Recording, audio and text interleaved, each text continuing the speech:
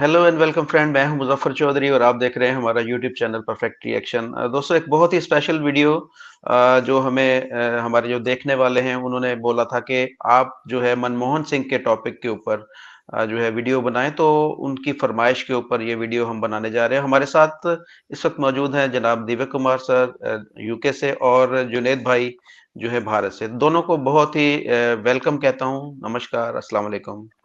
हाय fam, नमस्कार। शुक्रिया नमस्कार। वीडियो लाने का, थैंक यू। देविक भाई और जुनेद भाई, बहुत सारे हमारे जो देखने वाले हैं उनका भी ये ख्याल है, वो भी ये समझते हैं, और पाकिस्तान के अंदर भी ऐसे लोगों की कमी नहीं है कि जो ये समझते हैं कि जो भारत आज जिस मकाम पर पहुंचा है, जिस तरीके से भारत तरक्की कर रहा है, भारत की इकोनॉमी जिस तरीके से बूस्ट कर रही है, उसके अंदर मेन जो रोल है, मेन किरदार है, वो मनमोहन सिंह जी का है। वो पहले वो पहले मिनिस्टर भी रह चुके हैं। उसके बाद में वो 10 साल जो है प्राइम मिनिस्टर रहे। तो आपसे मेरा ये सवाल है कि ये ख्याल किस हद तक दुरुस्त है कि भारत आज जिस मकाम पर खड़ा है उसके पीछे मनमोहन सिंह की पॉलिसियों का भी अमल दखल है? जी देविक भाई। मैं जितना क्रेडिट दुनिया देती है उसका हम्म, मेरे ख्याल से 1% भी डिजर्व नहीं करते मनमोहन सिंह। ठीक है, और मैं मनमोहन सिंह की बात कर रहा हूँ as a finance minister, as a PM. मैं ओवरऑल दूसरे लोगों की, उनके आसपास के लोगों की बात नहीं कर रहा। अब ऐसा भी नहीं है कि बिल्कुल ही किसी को क्रेडिट नहीं जाता, जाहिर सी बात है क्रेडिट बहुत से लोगों को जाता है, पर मैं सिर्फ मनमोहन सिंह जी की बात करूंगा आज। हम्म, अब मेरे को समझ में नहीं आ रहा मैं शुरुआत कैसे करूं। मैं 80s और 70s से अभी तक आऊं कि अभी से पीछे तक जाऊं, कैसे करूं, मेरे को ये चीज समझ में नहीं आ रही। तो आप हम्म। दोनों बता दें किस तरह शुरू किया जाए इस चीज को। जी जुनेद भाई, आप मशवरा दें। रिवर्स में चलते हैं। रिवर्स में? हम्म, चलो अभी से फिर पीछे या पीछे से आगे? अभी अभी से से रिवर्स में। हम्म, अभी से पीछे ना, तो पहले 10 साल जी। आ जाएंगे। क्योंकि इसकी इसकी वजह है कि लोगों की मेमोरी जो होती है ना, फ्रेश वाली ज्यादा अच्छी होती है। तो हम्म। फ्रेश वालों का थोड़ा सा अच्छा आइडिया रहता है। चले मैं शुरू करता हूँ गिनवाना इनकी चीजें। पहले तो 10 साल की हम गिनवा लेते हैं। आह, चलो शुरू करें। मनमोहन सिंह वही हैं जिन्होंने 2014 में इलेक्शन से बिल्कुल कुछ महीनों पहले 123 प्राइम लोकेशंस न्यू दिल्ली में जो गवर्नमेंट लैंड थी वो दिल्ली वक्फ बोर्ड के हवाले कर दी थी एज अ गिफ्ट। हम्म, अब ये वही प्राइम मिनिस्टर हैं जिन्होंने 47 टन गोल्ड इंडिया का बगैर देश को बताए वर्ल्ड बैंक को गिरवी रख दिया था। अब हम आ जाते हैं इनके 10 साल के कार्यकाल पे। इनके 10 साल के कार्यकाल में अराउंड 12 लाख करोड़ के स्कैम हुए। ये अब लोग गिनते जाएं। ये पहला 18 लाख करोड़ 60 सालों में लोन दिए गए, कॉर्पोरेट लोन्स जो देते हैं बैंक्स और गवर्नमेंट्स वगैरह बिजनेसेस को, कॉर्पोरेट्स को। 2006 से 2013 के बीच में 34 लाख करोड़ दिए गए, 34 लाख करोड़। उन 34 लाख करोड़ को सैकड़ों दफा रीस्ट्रक्चर किया गया, और उन 34 लाख करोड़ में से 10.7 लाख करोड़ एनपीए हो गए, नॉन परफॉर्मिंग एसेट्स, मतलब वो लोन वापस नहीं आए। हम्म, मनमोहन सिंह वही लोग, वही हैं जिन्होंने अपने 10 साल के कार्यकाल में ईरान से क्रूड ऑयल खरीदा 43,000 करोड़ का, और उन्होंने ईरान को उसके पैसे नहीं दिए। और उसके 43,000 करोड़ पे इंटरेस्ट चढ़ता रहा, और वो आके मोदी जी ने चुकाया था अपने टाइम पे, इंटरेस्ट समेत।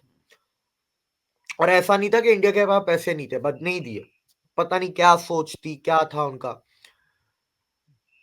9 लाख करोड़ टैक्स पेयर के जो पैसे थे वो डिस्ट्रीब्यूट किए गए सब्सिडी में, ऑयल प्रोडक्ट्स में, और इंफ्रास्ट्रक्चर पे खर्च नहीं किए गए।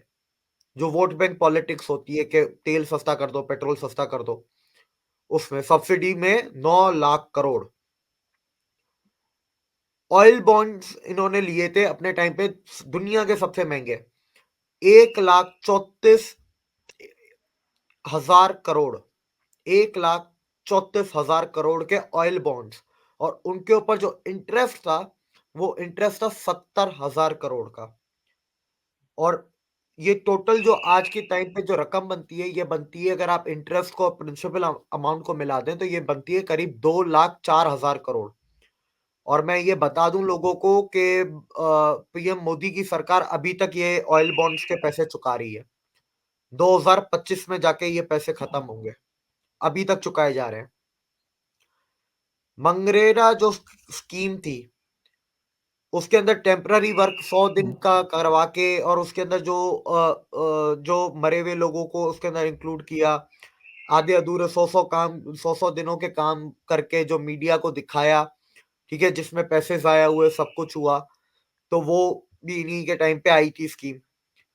स्पेशल इंटेंसिव लो ब्लैक मनी होल्डर्स को दिए गए थे, और उन ब्लैक मनी होल्डर्स की वजह से इंडिया से इन 10 सालों के दौरान 54.42 लाख करोड़, सॉरी मैं गलत बोल गया, 54.42 बिलियन डॉलर्स देश से बाहर चले गए। 54.42 बिलियन डॉलर्स 10 सालों में। इनके 10 साल के टाइम में इंडिया के अंदर 1 लाख करोड़ की worth illegally printed duplicate currency notes पूरे देश में सर्कुलेट होने लगे। इनके टाइम में जीडीपी ग्रोथ रेट 3.4% पे आ गया था। अगर याद हो तो 2004 में, 3 की एंड में और 4 की स्टार्ट में, इंडिया ने 10% को टच किया था ग्रोथ रेट को, अटल बिहारी वाजपेयी के टाइम पे, और वो 10% से 3.4 पे लेके आ गए 2009 में, और वो इवेंचुअली 3.4 से और नीचे गया 2.2 तक 2009 के बाद।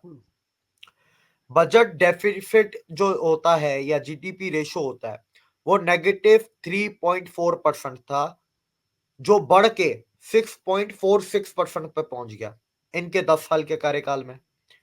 इनके 10 साल के दौरान जो बोरोइंग होती है गवर्नमेंट की, वो 208% इंक्रीज हुई, और जो फॉरेन डेट होता है, जो फॉरेन से आपने बोरोइंग की, वो 307% इंक्रीज हुआ 10 साल में, 307%। इनके 10 साल के कार्यकाल में 4 करोड़ फेक गैस कनेक्शन बांटे गए, और 3.38 लाख फेक कंपनीज इंडिया में बनाई गई। Fake companies. 80-20 gold import export scheme was introduced. इस स्कीम के जरिए इंडिया को 2.65 लाख करोड़ का नुकसान हुआ 10 सालों में। आधार एक्ट, डीबीटी, जीएसटी, बेनामी प्रॉपर्टीज, कोई भी फाइनेंशियल बिल पूरे 10 साल में नहीं निकाल सके। कोई financial revolution, changes, adoption to the new century, ठीक है, करंट पीरियड, वो कुछ भी नहीं हुआ 10 सालों में। इन 10 सालों में एयरफोर्स की कोई भी परचेजिंग नहीं हुई, और 2014 में एयरफोर्स का और डिफेंस बजट में पैसे नहीं थे राफेल जेट खरीदने के लिए। इन 10 सालों में आर्मी ने कोई भी tanks, cannons, artillery, rocket launchers, missiles नहीं खरीदे, ना बनाए। ना नेवी ने कोई ships, fighter helicopters, submarines, corvettes, destroyers कुछ भी बनाया। इनके 10 साल के कार्यकाल में जो रुपी अगेंस्ट डॉलर 31.46% वीक हो गया था, ठीक है। इनके 10 साल के कार्यकाल में बड़ी बड़ी पीएसयूज, बीएसएनएल, एयर इंडिया जैसी जो बड़ी पीएसयूज और भी बहुत सारी, वो बैंकरप्ट हो गई, वो लॉसेस इनकर करने लगी। हर साल एक एक पीएसयू हजारों करोड़ों की। नॉट अ सिंगल प्रोजेक्ट, एक भी प्रोजेक्ट जो अटल बिहारी वाजपेयी ने अपनी गवर्नमेंट के दौरान लॉन्च किए थे 1999 से 2004 तक, वो एक भी प्रोजेक्ट मनमोहन सिंह की गवर्नमेंट ने ना कंटिन्यू किया, ना कंप्लीट किया। अच्छा, अब यहां से थोड़ा और पीछे चलते हैं 91 के बैंकरप्सी तक, ठीक है। अच्छा, ये मेरे पास ऊपर नीचे लिखा हुआ है, तो या जुनेद, बोले। एक मिनट, मैं ये ऊपर नीचे लिखा हुआ है, तो मैं आपको फिर ऊपर नीचे करके बताता हूँ। मेरे पास लिखा हुआ ऊपर नीचे करके। 91 में क्या हुआ, मनमोहन सिंह गए नरसिम्हा राव जी के पास, बोले हमारे पास सिर्फ 9 दिन के पैसे बचे हैं। तो नरसिम्हा राव जी ने पूछा कि भाई अब क्या करना चाहिए? मनमोहन सिंह ने कहा कि कंट्री की जो रुपी है उसको 20% डीवैल्यू करना चाहिए। हाँ, तो नरसिम्हा जी ने बोला कि ठीक है, मैं कैबिनेट मीटिंग बुलाते हैं, अप्रूवल लेते हैं और करते हैं। तो मनमोहन जी सिंह ने बोला कि कैबिनेट मीटिंग अगर आप अरेंज करेंगे तो वोट बैंक के चक्कर में कोई आपको वोट्स नहीं देगा और काम नहीं हो पाएगा। ये क्रिटिकल डिसीजन है जो आपको डायरेक्ट लेना पड़ेगा एग्जीक्यूटिव पावर्स को इस्तेमाल करते हुए। हाँ, 20 मिनट बाद नरसिम्हा राव ने मनमोहन सिंह को एक लेटर भेजा और बोला कि डन करो। तो मनमोहन सिंह भागते हुए गए और पूछा कि आपको अप्रूवल कैसे मिल गया इतनी जल्दी? ये आपने अकेले इतनी हिम्मत कहाँ से आई है अप्रूवल लेने में? तो उन्होंने बताया कि मैंने अटल बिहारी वाजपेयी से बात कर ली है अपोजिशन से और उनकी हाँ हमें मिल गई है, इसीलिए। तो मनमोहन सिंह ने बोला कि आप अपनी पार्टी से ज्यादा अपोजिशन के लोगों पे भरोसा करते हैं, वो इतने ज्यादा इंपॉर्टेंट है। तो नरसिम्हा राव जी ने बोला कि अटल जी वो इंसान है जो देश हित में बात करेंगे, वो कभी देश के खिलाफ वाली बात नहीं करेंगे। तो कंट्री फर्स्ट, आफ्टरवर्ड्स पॉलिटिक्स। तो जो विजडम थी नरसिम्हा राव जी की और पेट्रियोटिज्म था अटल जी का, इसने 91 में वो डिसीजन लिया। क्या पता कैबिनेट मीटिंग बुलाते तो शायद वो डिसीजन भी नहीं लेते, बैंकरप्ट ऑफिशियली हो जाता इंडिया, बेड़ा गर्क हो जाता।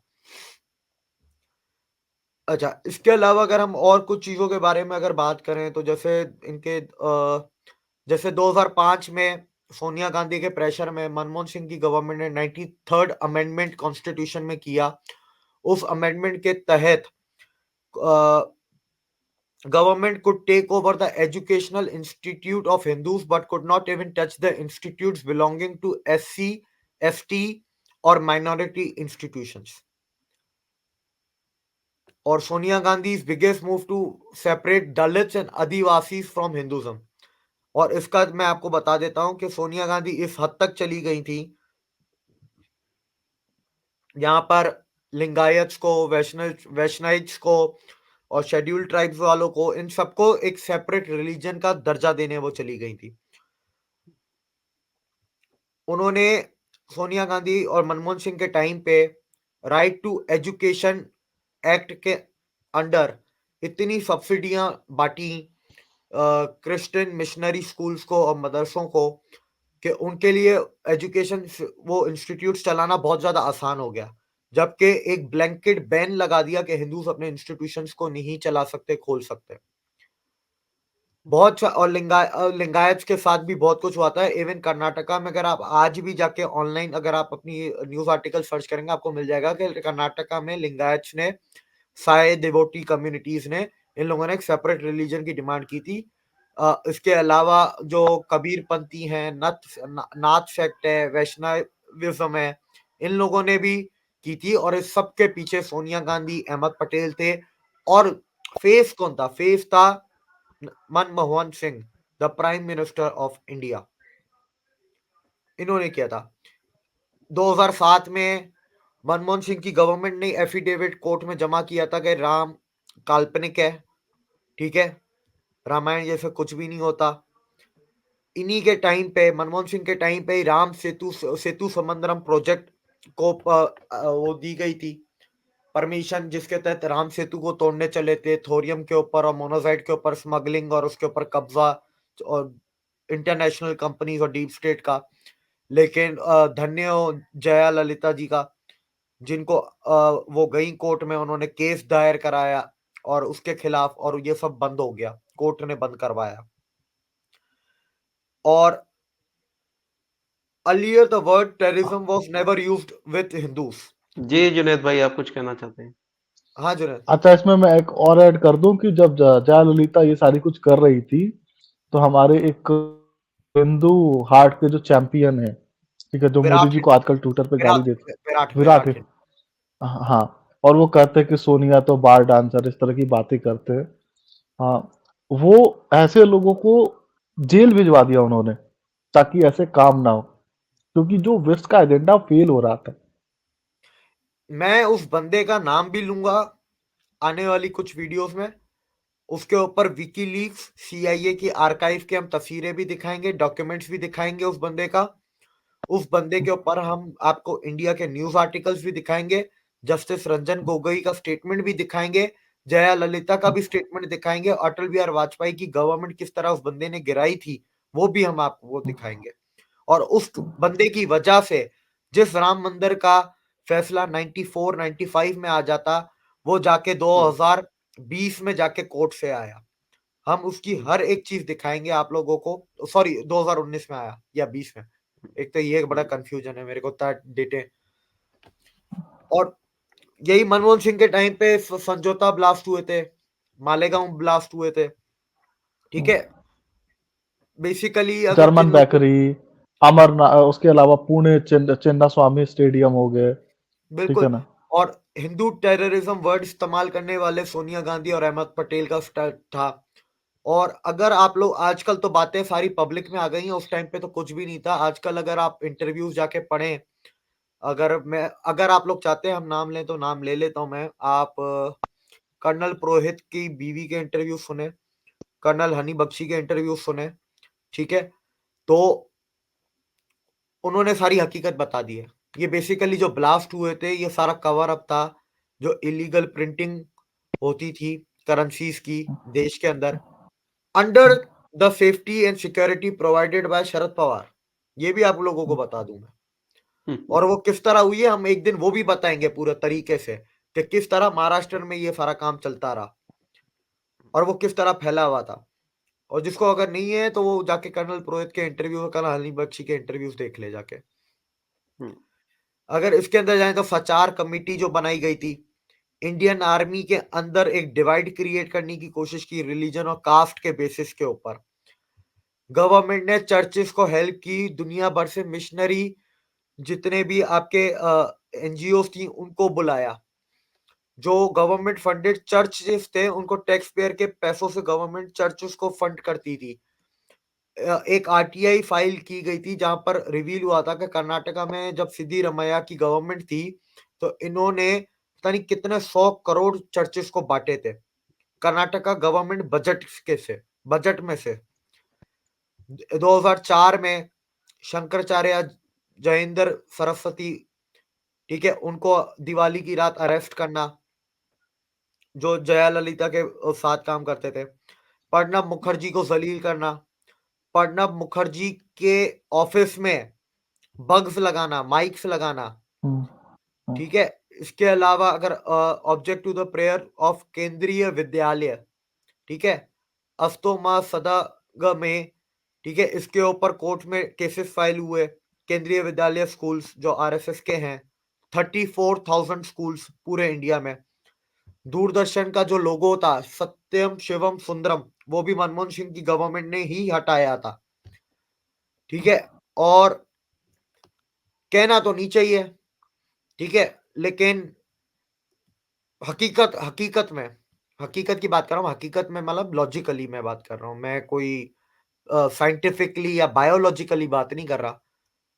लेकिन हकीकत में देखा जाए तो राहुल का पप्पू का बाप तो अहमद पटेल ही था, ठीक है।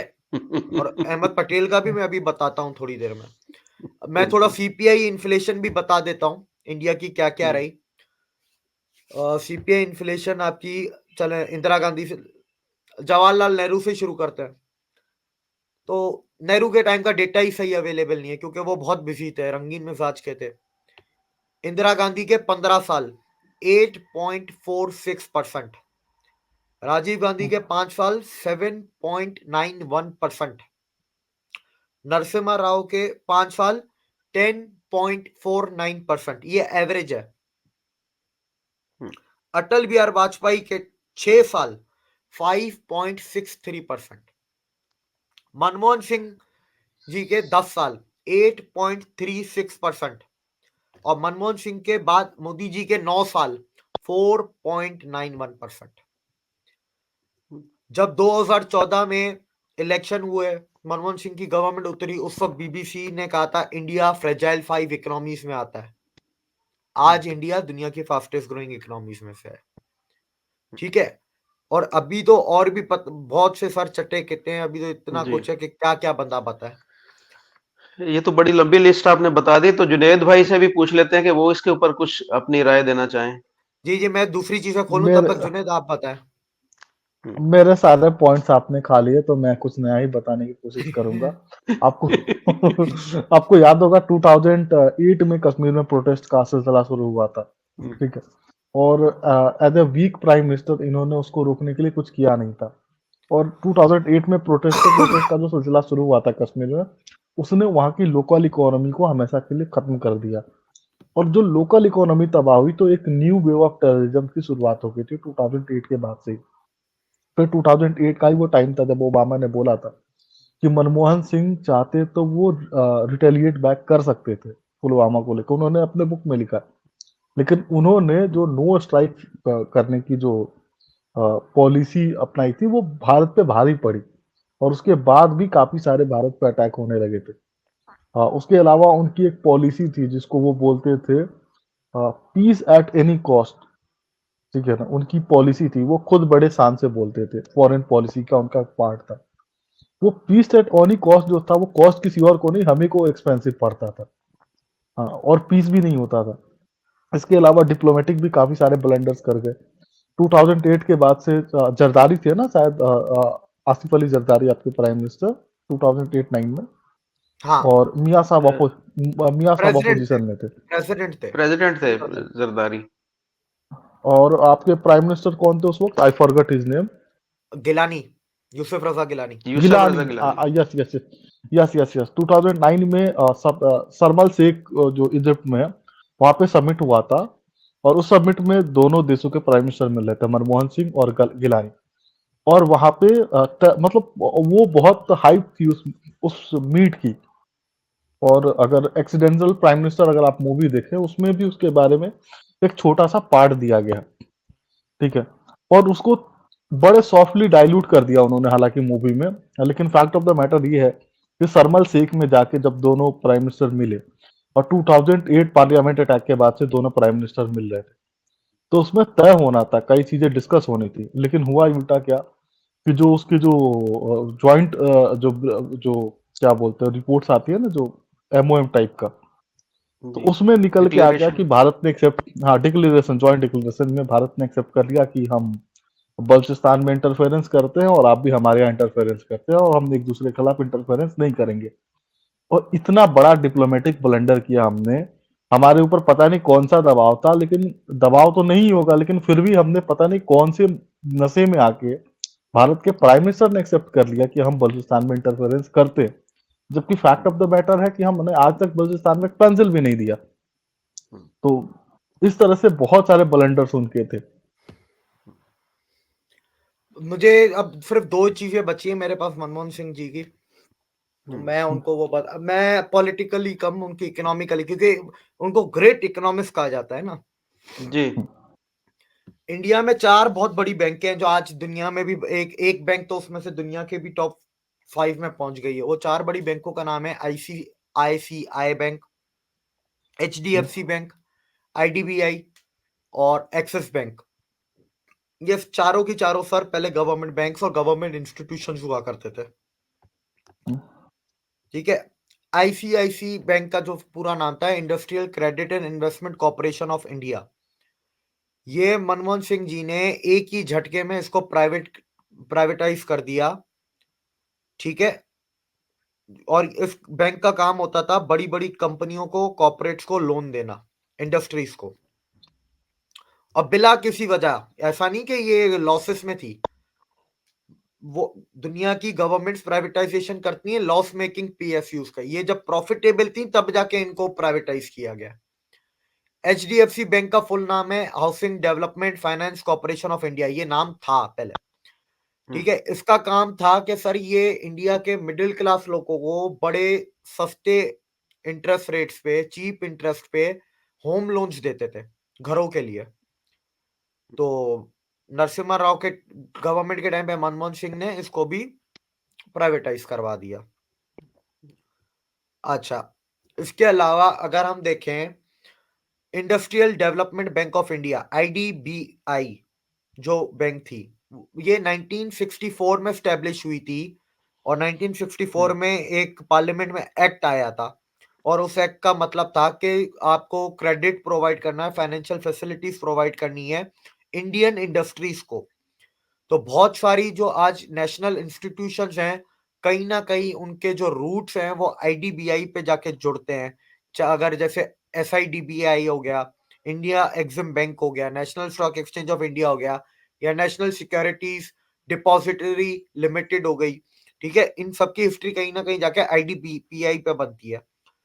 जिस वक्त इसको प्राइवेटाइज किया गया, उस वक्त उससे कुछ महीनों पहले आरबीआई की एक रिकमेंडेटेड कमिटी ने एक रिपोर्ट भी की थी कि ये आईडीपीबीआई बहुत अच्छे तरीके से चल रही है, इसको एक्सपेंड करना चाहिए, इसको डाइवर्सिफाई करना चाहिए, और उस रिपोर्ट के बावजूद इसको प्राइवेटाइज कर दिया गया। और अगर हम एक्सिस बैंक की बात करें, तो सर एक्सिस बैंक का पहले नाम होता था unit trust of India. Unit trust of India का जो काम होता था कि जो middle class, lower middle class और गरीब लोग जो हैं, जिनकी सेविंग्स बहुत कम होती हैं, उनकी कम सेविंग्स को डिपॉजिट करके उसके ऊपर उनको इंटरेस्ट दिया जाए मंथली, और मंथली, क्वार्टरली, हाफ ईयरली। तो मनमोहन सिंह जी ने, अच्छा ये भी प्रॉफिटेबल था, तो मनमोहन सिंह जी ने नरसिम्हा राव की गवर्नमेंट में नरसिम्हा राव जी को बोला कि गवर्नमेंट का काम है चिट फंड स्कीम्स चलाना, बैंकों को चलाना नहीं। इसलिए यूटीआई बैंक को बेच दिया गया और वो बाद में जाके एक्सिस बैंक बन गई।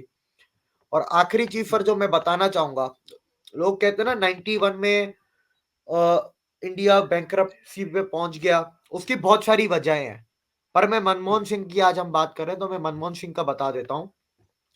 1971 में वो इकोनॉमिक एडवाइजर थे मनमोहन सिंह, गवर्नमेंट के, सेंट्रल गवर्नमेंट के। 1972 से 76 तक वो चीफ इकोनॉमिक एडवाइजर थे। 1976 से 1980 तक मनमोहन सिंह आरबीआई के डायरेक्टर थे।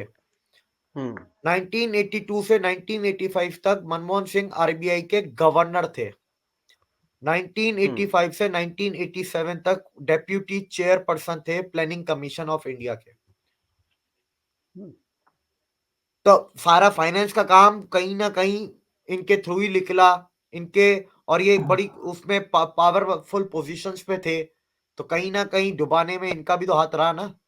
इनको क्या 70s में समझ में नहीं आ गया कि जंगें बहुत हो गई हैं, 4 जंगें हमने 12 साल में लड़ ली हैं, मुल्क के हालात सही नहीं है, लाइसेंस राज चल रहा है, सोशलिज्म, और नेहरू अपनी पता नहीं कौन सी दुनिया का सोशलिज्म चला रहा है डेमोक्रेसी में, ठीक है, आज के कैपिटलिस्ट वर्ल्ड में। तो 70s में समझ में नहीं आया, 80s में समझ में नहीं आया, और आखिर में जाहिर इंडिया बैंकरप्ट हो गया। और मैं ये भी बता दूं लोगों को, आईएमएफ ने कहा था कि आप अपनी इकोनॉमी खोलें, ये मनमोहन सिंह का आइडिया नहीं था, ये आईएमएफ की रिकमेंडेशन थी, उस रिकमेंडेशन को मनमोहन सिंह ने माना था। तो ये जो लोग कहते हैं ना कि मनमोहन सिंह ने फाउंडेशन रखी और 10 साल में इंडिया को पता नहीं कहां से कहां पहुंचा दिया, फला कर दिया, मैंने आपको आरबीआई के, गवर्नमेंट ऑफ इंडिया के ऑफिशियल स्टैटिस्टिक्स आपको बता दिए, ठीक है। किसी को भी शक है वो आरटीआई जाके फाइल कर ले, जो किस्से हमने बताए हैं आरटीआई जाके इंडिया में फाइल कर ले, जो इंस्टीट्यूशंस के नाम या जो हमने एग्जांपल्स दिए उनको गूगल विकिपीडिया पे जाके चेक कर ले। अच्छा, आप दोनों से मेरा सवाल है कि अगर एक मिनट, जी जी जुनेद भाई, मैं इसमें 2-3 और चीज़ ऐड कर दूँ। इसके अलावा इन्होंने क्या बोलते हैं, बांग्लादेश का जो तीस्ता वाटर एग्रीमेंट है, इसमें भी ड्रामा किया था। उसमें स्टेट को बिना इन्वॉल्व किए वाटर दे आए थे बांग्लादेश को, जहाँ पे और फिर बाद में ममता बनर्जी ने उसको रिवर्ट बैक भी कराया था। और इसके अलावा इनका लाइफ का एक ही अचीवमेंट है एज ए प्राइम मिनिस्टर, वो न्यूक्लियर डील है। उसके अलावा और कोई अचीवमेंट नहीं इनकी लाइफ में एज ए प्राइम मिनिस्टर। अच्छा, मैं लोगों को ये भी बता देता हूँ, जो जिन लोगों को नहीं पता, जो 2005 में इंडिया और अमेरिका की सिविल न्यूक्लियर डील हुई, जिसको एक ऐतिहासिक मोमेंट माना जाता है इंडिया और अमेरिका के रिश्तों में, इवन इंडिया पाकिस्तान अमेरिका के रिश्तों में भी इन तीनों के रिश्ते में भी बड़ा ऐतिहासिक मोमेंट माना जाता है। मैं उन लोगों को बता दूं, 2005 से लेके अभी तक अमेरिका ने कोई भी न्यूक्लियर रिएक्टर, कोई सिविल न्यूक्लियर टेक्नोलॉजी इंडिया को नहीं दी है उस एग्रीमेंट के तहत। वो सिर्फ एग्रीमेंट साइन नहीं हुआ, उस पर काम कुछ भी नहीं हुआ है। इंडिया ने जितने न्यूक्लियर पावर प्लांट्स 2005 के बाद बनाए हैं, और अगले हर एक साल में जो एक न्यूक्लियर पावर प्लांट आपका एक कमीशन होने वाला है 2033 तक, इंडिजिनस वो सबके सब इंडियन रिएक्टर्स हैं, मेड इन इंडिया है। वैसे शायद उसके अंदर कुछ हेल्प आपको फ्रांस से मिली है, कुछ रशिया से मिली है, पर मेड इन इंडियन रिएक्टर्स है। उसमें एक चीज फायदा हुआ कि आपका जो न्यूक्लियर मटेरियल है यूरेनियम, उसका रास्ता आपको खोला। बस एक उस डील का फायदा हुआ। दूसरा, उस टाइम पे आपको याद होगा, उस टाइम पे कई चीजें हो रही थी भारतीय सोल्जर्स के साथ। 2013 में बिहेडिंग्स हुई थी भारतीय सोल्जर्स की, और उस वक्त एज ए प्राइम मिनिस्टर उन्होंने कोई रिस्पॉन्स नहीं किया था। उल्टा वही कि पीस एट एनी कॉस्ट वाली पॉलिसी लेके आ गए और सैनिकों को समझा रहे थे कि शांति किसी भी तरीके से हमको बनाए रखना है। फिर हमने कभी माना नहीं और मानना भी नहीं चाहिए, लेकिन एक ऑपरेशन जिंजर करके भी हुआ था। आप इंटरनेट पे ढूंढेंगे तो मिल जाएगा। तो tit for tat is the only solution for such kind of act. तो जो ऐसा हुआ था वैसा हो गया उनके साथ, तो फिर ये मामला खत्म हुआ। यार अच्छा। अहमद पटेल के ऊपर सर आप बात कर लो। जी, मैं पूछना ये चाह रहा था कि ये इनकी परफॉर्मेंस जिस तरीके से है, इन्होंने एज ए फाइनेंस मिनिस्टर भी कुछ अच्छी कारकर्दगी नहीं दिखाई, फिर 10 साल ये प्राइम मिनिस्टर भी रहे हैं और उन्होंने कोई कसर नहीं छोड़ी जो इकोनॉमी को दबाने की। और दीगर मामलात को खराब करने में। तो कोई और चॉइस नहीं थी कांग्रेस के पास इनके अलावा? कांग्रेस देश का भला करने के लिए थी नहीं ना कभी, क्योंकि कांग्रेस कभी गांधी के अलावा तो देखती नहीं है ना। कांग्रेस गांधी मुक्त सिर्फ 2 दफा हुई, एक शास्त्री जी के टाइम पे, एक पीवी नरसिम्हा राव के टाइम पे। इसके अलावा कांग्रेस के ऊपर गांधी परिवार का हाथ 2400 घंटे रहा है, और वो देश का भला कभी नहीं सोच सकते। अब बात आती है कि do I hate Manmohan Singh? No, I don't hate him, but do I like him? I don't like him, but I also don't hate him. उसकी वजह भी बता देता हूं। मनमोहन सिंह और दिग्विजय सिंह यही 2 बंदे थे जिसकी वजह से 2014 में राहुल गांधी पीएम नहीं बन पाए। वो कैंडिडेट ही नहीं बन पाए, बेसिकली वो कैंडिडेट भी नहीं थे 2014 में पीएम के। और उसके पीछे बहुत बड़ी ताकत थी, उस ताकत का नाम है दिग्विजय सिंह, मनमोहन सिंह। ये 2 नाम बहुत बड़े। सिर्फ इस एक वजह से मैं नफरत नहीं करता। मैं भूल कैसे गया यार, ये शो बड़ा हो जाएगा, पर मैं लोगों को बोलूंगा सुने अब, ठीक है। एक और चीज, मनमोहन सिंह के कारनामे सर बहुत है ना। टीएफडी बनाई थी, ठीक है, इंडियन आर्मी की एक यूनिट, और 2012 में एक खबर आई थी कि इंडिया में मिलिट्री कू हो गया। मैं ठीक सोचा है, डिस्कस करे या ना करे इसको, इसलिए मैं चुप रहा। कर लेना चाहिए, बहुत कुछ है, अब कर लेना चाहिए, ठीक है, 24 के इलेक्शन है। तो वो बेसिकली ये हुआ था कि जनवरी में सोनिया गांधी ने मनमोहन सिंह को बोला कि जो सियाचिन है वहां से अपने सोल्जर्स नीचे बुला लो और सियाचिन को ऐसे खाली छोड़ दो। ठीक है, उसका मतलब क्या है? उसका मतलब सीधा सा है, चाइना और पाकिस्तान उसके ऊपर चढ़ेगा, कश्मीर चला जाएगा इंडिया के हाथों से। उस चीज को रोकने के लिए, उस चीज को रोकने के लिए इंडियन आर्मी ने वो चीज की थी कि जो हम आज सोच भी नहीं सकते कि वो करेगी, और हम उनकी बो, तारीफें मानते हैं। बोल लेकिन सकते हैं, उन्होंने वो बोल गलत सकते हैं काम, कि नहीं? वो गलत काम उन्होंने जो किया था, गलत काम मिलिट्री कू करने का जो किया था, वो देश के हित में किया था। और वो कू चला कितना था? 6 घंटे। वो कू होता है, कू होते ही ऑर्डर्स पास करवाए जाते हैं कि ये सियाचिन वाला काम नहीं होगा, और जैसे सियाचिन वाला काम नहीं होगा वो कू खत्म भी हो जाता है। वो रातों रात कू हुआ, रातों रात कू खत्म भी हो गया, खबरें मीडिया में आ गई, टीएफडी बंद करवा दी। ठीक है, उस आर्मी चीफ को वक्त से पहले रिटायरमेंट भी हो गई, उसको जलील भी किया गया, लेकिन मोदी जी ने आके उस आर्मी चीफ को ड्यू क्रेडिट भी दिया, उसको वो इज्जत वो सम्मान भी दिया। ठीक है, और ये बात आज तक कभी बाहर नहीं आई, पर आनी चाहिए, बात आनी चाहिए बाहर।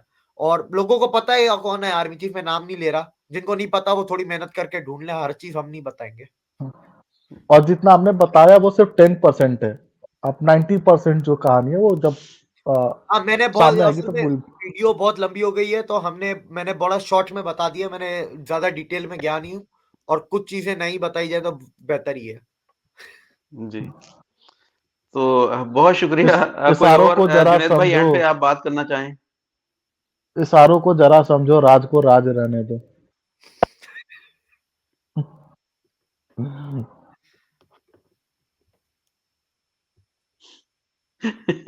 कॉन्ग आप जो बातें सर मैं करते हैं ना वो लास्ट में मैं समझ से बोलता बाहर हूँ, होती।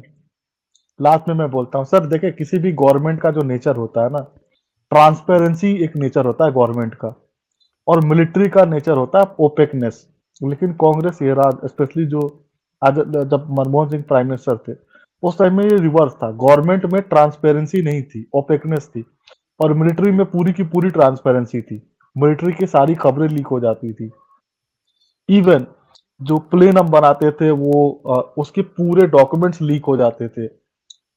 सबमरीन क्रैश हो जाती थी, आईएनएस एक थी, आई फॉरगॉट और वो क्रैश हो हर जाती एग्जैक्ट। थी और 3.5 साल तक रिपेयर भी नहीं होती थी। वो 3.5 साल रशिया के डॉक पे पड़ी रहती थी सबमरीन।